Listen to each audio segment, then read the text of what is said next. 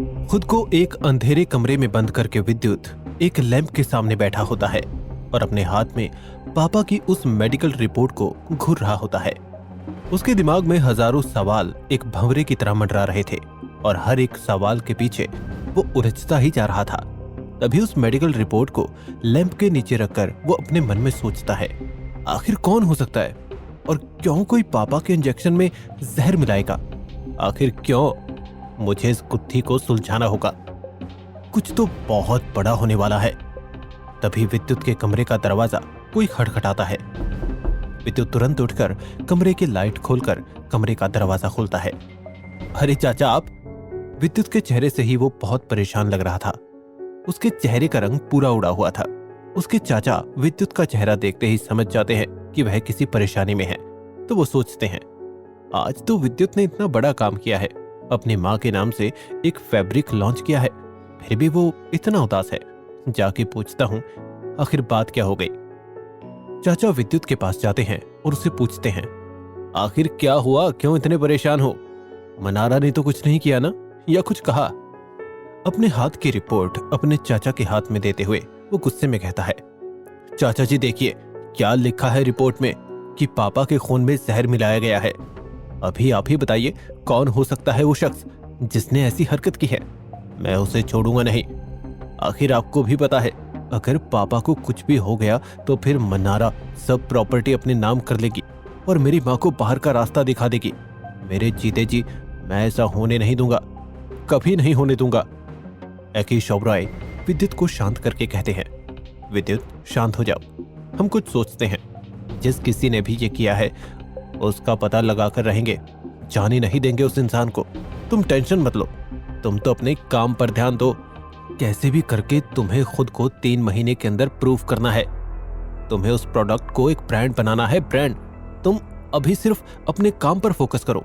मैं इसके बारे में पता लगाने की कोशिश करता हूँ, आखिर किसने इंजेक्शन में जहर मिलाया।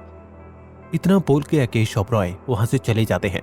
दूसरी तरफ ईशा को पता चलता है कि विद्युत ने इतना बड़ा काम किया है। उसे कहीं ना कहीं फील होता है कि शायद विद्युत बदल रहा है और वो उसे कॉन्ग्रेचुलेशन बोलने के लिए फोन करती है। ईशा अपना फोन उठाती है और विद्युत को कॉल लगाती है। फोन की बेल बजते ही विद्युत फोन उठाता है। तभी ईशा दूसरी तरफ से कहती है, हेलो विद्युत, मैंने सुना है कि तुमने अपनी माँ के नाम से कोई फैब्रिक लॉन्च किया है। बहुत खुशी हुई जान के, कॉन्ग्रेचुलेशंस। आई विल प्रे कि तुम ऐसी ही लाइफ में आगे बढ़ते रहो और सक्सेस हासिल करो। ईशा की इस बात को सुनते ही विद्युत की खुशी का कोई ठिकाना नहीं रहा था।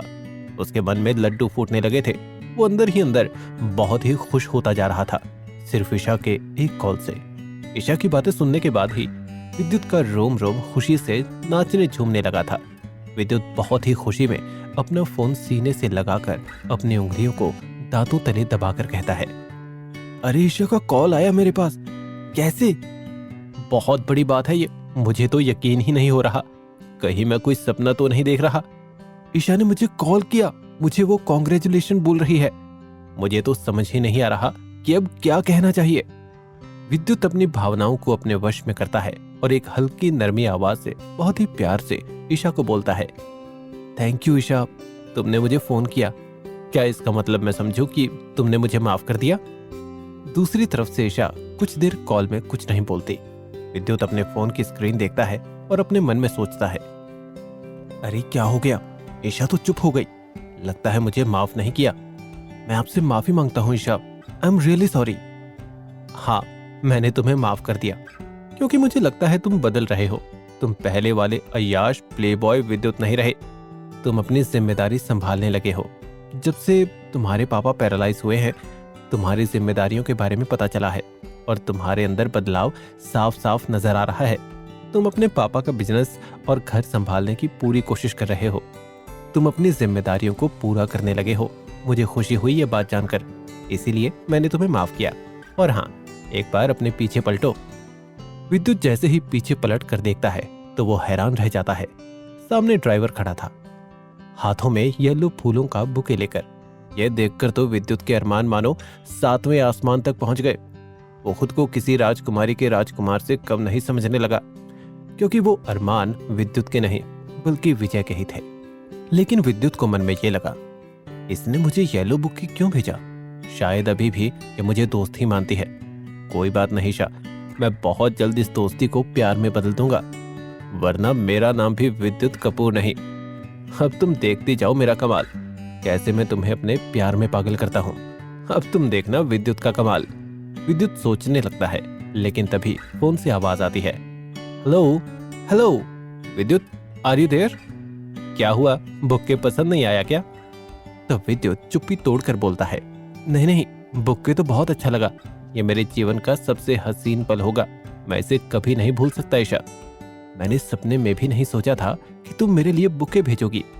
Thank you so much Isha मुझे फोन करने के लिए। सच मानो तो मैंने बिल्कुल भी एक्सपेक्ट नहीं किया था कि तुम मुझे कॉल करोगी।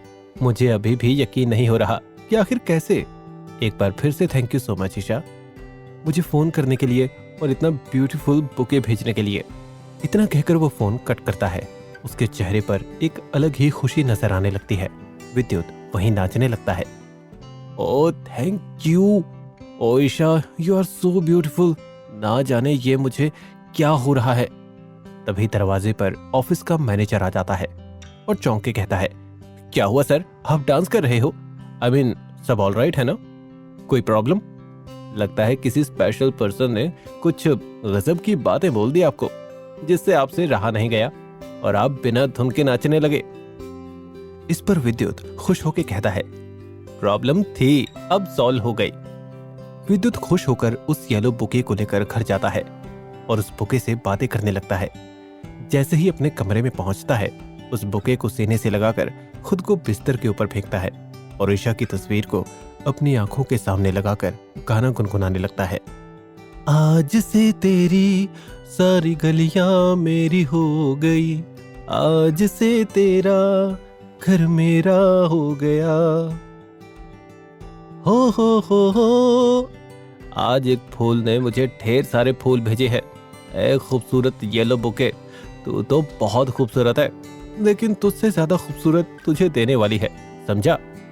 मेरी ईशा, मेरा प्यार, आई मीन मेरी दोस्त, she is very beautiful, I love her, I just love हर। तभी वहां गीता आ जाती है। ओह माय गॉड, ये मैं क्या देख रही हूँ? लगता है मेरा बेटा किसी सुंदर लड़की के प्यार में पड़ चुका है। कौन है वो सुंदर कन्या? हाँ बेटा, हमें भी तो बताओ, हम भी देखें अपनी बहू का चेहरा। आखिर कौन है वो राजकुमारी जिसने इतना सुंदर येलो कलर के बुके को भेजा है? और मैंने जो अभी अभी सुना, क्या वो सच है विद्युत? अरे अब शर्मा क्यों रहे हो, बता भी दो ना कौन है वो।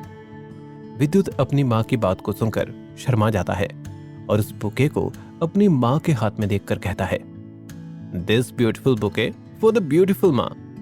गीता कहती है विद्युत को, ज्यादा नाटक मत कर, अपनी माँ को बटरिंग करता है। वैसे मुझे खुशी है बेटा, तूने जो आज मेरे लिए इतना बड़ा कदम उठाया, मुझे विश्वास है तेरा हर कदम जरूर रंग लाएगा। देखना, तो खुद को सबके सामने जरूर साबित करेगा बेटा। जिन्होंने तुझे नाकारा, अय्याश और ना जाने क्या क्या कहा है, वो सब तेरे सामने झुकेंगे, सब तुझसे माफी मांगेंगे बेटा। और मुझे बहुत गर्व है, मेरा बेटा अब जिम्मेदार हो चुका है, परिस्थितियों को समझने लगा है। अब मेरा बेटा ड्रिंक नहीं करता और रात रात भर पार्टियों में नहीं जाता। विद्युत अपनी माँ के पैर छूकर कहता है, बस माँ, अपना आशीर्वाद बनाए रखो, देखना मैं क्या कुछ करता हूँ। इतना कहकर विद्युत कमरे से बाहर जाने लगता है। तभी गीता कहती है, रुक एक बार, तेरी नजर उतार दूं। गीता अपने बेटे की नजर उतार देती है और कहती है, मेरे बेटे को नजर ना लगे किसी की। देख, तेरे लिए नजर का ताबीज भी बनाकर रखा है, अब सबसे पहले इसे पहन। बहुत ही प्यार से विद्युत की माँ उसे अपने साथ अंदर ले जाती है और उस नजर के ताबीज को विद्युत के गले में बांध देती है। और उस वक्त विद्युत अपने मन में बोलता है, माँ, मैं इस प्रोडक्ट को बहुत बड़ा ब्रांड बनाकर रहूंगा और खुद को लोगों के सामने साबित करके भी दिखाऊंगा, और आपका खोया हुआ सम्मान भी आपके चरणों में बिछा दूंगा, ये मेरा वादा है आपसे। तभी अचानक विद्युत उदास होकर कहता है, वो मैं पापा से मिलकर आता हूँ। उसके जाने के बाद गीता सोचती है, आखिर क्या बात होगी, अचानक ये इतना उदास क्यों हो गया। विद्युत अपने पापा के पास जाकर कहता है, आप टेंशन मत लो, आपकी जो ये हालत है ना, उसके पीछे के गुनहगार का मैं बहुत जल्द पता लगाऊंगा। आपका नालायक बेटा लायक बेटा बन के दिखाएगा। रात हो चुकी थी। हवाओं में गुमनाम शांति फैल रही थी। विद्युत अपने पापा के रूम की खिड़कियों को बंद करता है और मौसम को देखते हुए अपने मन में कहता है, ये मौसम आज फिर कल जैसा हो गया, दिन में धूप और रात में बारिश। विद्युत अपने पापा के कमरे से निकलता है और अपने कमरे में जाकर खुद को आईने के सामने पाता है। उस समय विजय को अपना चेहरा याद आ रहा था, क्योंकि वो सिर्फ शरीर से विद्युत था, असली आत्मा तो विजय की थी।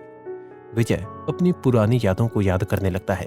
उसे अपने घर वालों के ताने, गंदी गंदी बातें याद आने लगती है और वो यहां तक सोचने लगता है कि उसके मरने के बाद भी उसे कोई ढूंढने नहीं आया। आखिर उस जैसे लोगों की इस दुनिया में कोई कदर नहीं। छोटी छोटी बातें विजय को अंदर ही अंदर खा रही थी।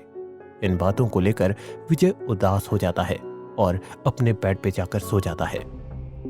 बाहर मौसम में एक अजीब सा सन्नाटा छा जाता है, मानो कोई बड़ा तूफान आने वाला हो। कुछ देर आंखें बंद करने के बाद विद्युत गहरी नींद में सो जाता है। तभी धीरे धीरे बाहर तेज बारिश होने लगती है। बारिश में एक अजीब सी बेचैनी साफ साफ दिखाई देने लगती है।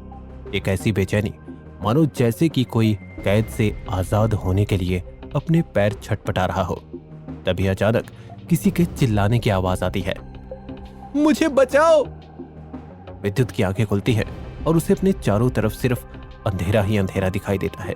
जो एक रात पहले विद्युत के साथ हुआ था वही फिर से। विद्युत अपने सपने में ही पसीने पसीने हो जाता है।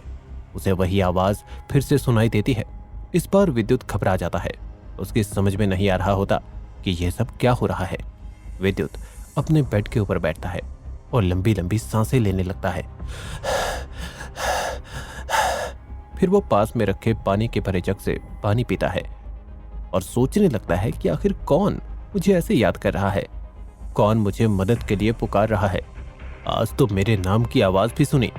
मुझे पता लगाना पड़ेगा आखिर कौन है जिसे मेरी मदद की जरूरत है। कल ही मैं इसके बारे में चाचा जी को और माँ से बात करता हूँ। आखिर कौन है जो रात के वक्त विद्युत को इस तरह से आवाज लगा रहा है? कौन है मुसीबत में? और आखिर कैसे विद्युत इस प्रोडक्ट को बड़ा ब्रांड बना पाएगा? और आखिर किस तरह से विद्युत ईशा को अपने प्यार के बारे में बता पाएगा? ये सब जानने के लिए सुनिए किंग बाय चांस का अगला एपिसोड ओनली ऑन